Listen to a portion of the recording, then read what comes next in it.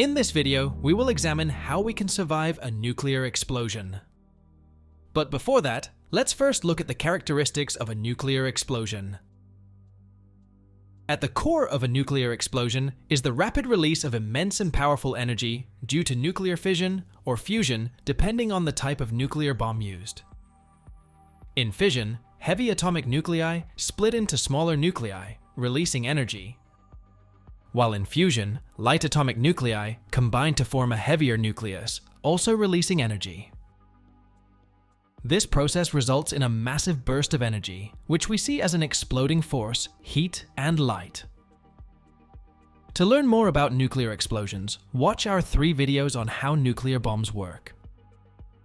The immediate effects of a nuclear explosion can be categorized into 3 main impacts: the blast wave, thermal radiation, and initial nuclear radiation. The blast wave is a high-pressure shock wave that spreads outward from the explosion's epicenter, causing widespread destruction. The overpressure created can demolish buildings, overturn vehicles, and cause severe injuries to people, especially through flying debris and collapsing structures.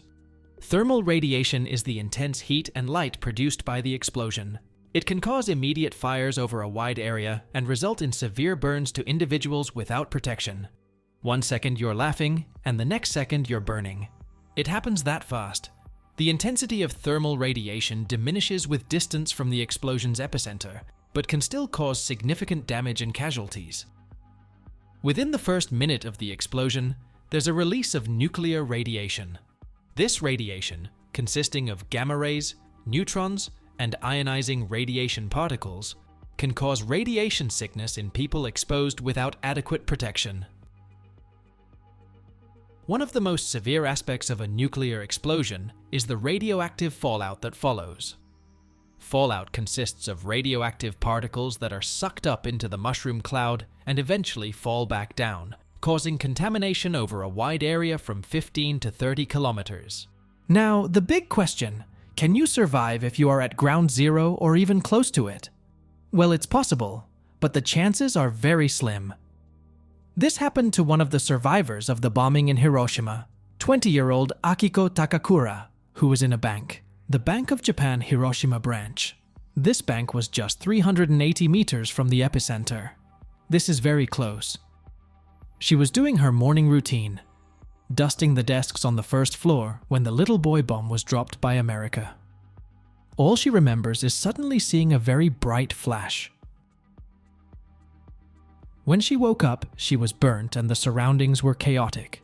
It was a miracle she survived the certain doom despite over 100 wounds on her back. But unfortunately, her colleagues and those on the upper floors perished.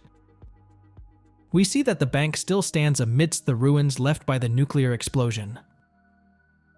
According to researchers, the Hiroshima bank didn't collapse because it was built with steel-framed reinforced concrete. It was really well built. There's also a good chance of surviving if you are in underground parking garages, subway tunnels, or anywhere underground. In fact, apart from Akiko Takakura, there were other people close to ground zero who also survived. It is estimated that 14% of the people within 1 kilometer from ground zero survived the explosion. One person survived at a distance of only 170 meters, protected in a building's basement while looking for documents. Among other survivors were 10 people in a streetcar 750 meters from ground zero. According to Dimitris Drikakis, a fluid dynamics researcher at the University of Nicosia in Cyprus, being in a closed structure is important because researchers found that the blast wave can be more deadly than the explosion itself. The blast wave is especially dangerous if a person is near a door or window or in a corridor or opening to a room. The wind's force can truly throw people or any objects inside. It's like a typhoon unleashed inside a building. If you're wondering if you can mimic what Indiana Jones did in the Kingdom of the Crystal Skull, surviving a nuclear blast by hiding inside a fridge, Drikakis says it might be possible. However, it's also possible that the fridge's ejection could lead to certain death for those inside. But if you really want to survive, even if you are at the hypocenter, you should build a nuclear bomb shelter like this one. It can be simple like this to save money, or more elaborate, but certainly more expensive. If there's no bomb shelter, you can still survive by hiding in a structure that shields you from the incoming blast wave, because it reduces its impact.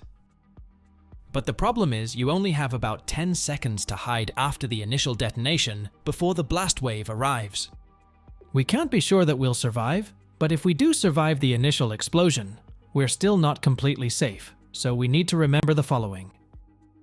Maintain a well-stocked emergency kit that includes non-perishable food, water, a first aid kit, flashlight, battery-powered or hand-crank radio, extra batteries, and personal hygiene items.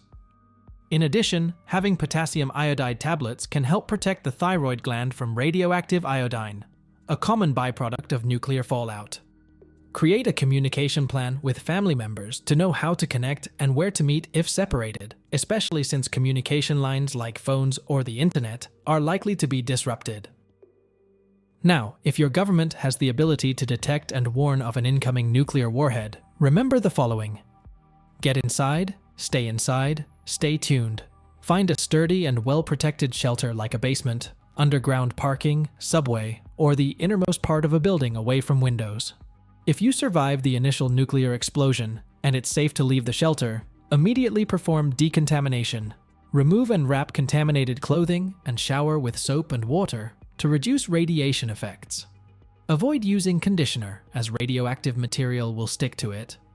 Also, cover wounds to prevent radioactive material from entering. Eat and drink food inside a building. Food in sealed containers outside is safe as long as you wipe the container with a wet towel or cloth before use. Unsealed food from outside may be contaminated with radioactive material. Do not eat food from your garden or food or drinks that are outside and uncovered until authorities say it's safe.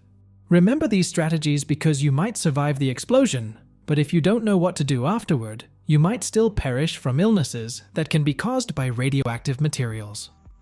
But it would be better if we didn't have to do all these steps in the future. Let's hope that countries remain friendly with each other and refrain from using their nuclear weapons. What about you? What's your plan to survive a nuclear explosion?